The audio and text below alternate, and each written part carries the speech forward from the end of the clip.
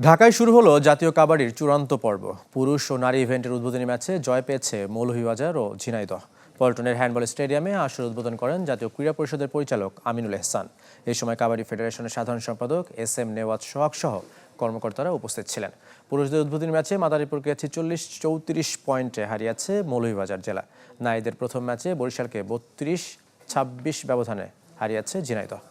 28 December হবে জেলা চ্যাম্পিয়নশিপের ফাইনাল। এরপর দ্বিতীয় ধাপে 4 জেলা এবং সার্ভিসেস দলগুলো নিয়ে হবে জাতীয় চ্যাম্পিয়নশিপের মূল পর্ব। জাতীয় আসরের পর্দা নামবে 31 ডিসেম্বর।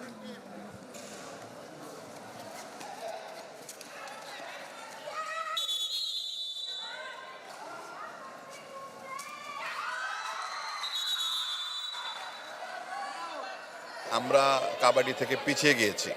এখন একটু টেনে তোলার যে চেষ্টা, এই চেষ্টার মাধ্যমে কিছু ব্র্যান্ডিং লাগবে। ব্র্যান্ডিং বলতে এটাকে মানুষ ধারণ করতে হবে, দেখতে হবে কিভাবে হচ্ছে। তো আমরা আমাদের চেষ্টাটুকু করছি, এটা সাধ্যের ভিতরে যতটুকু দরকার আমরা এটাই করছি।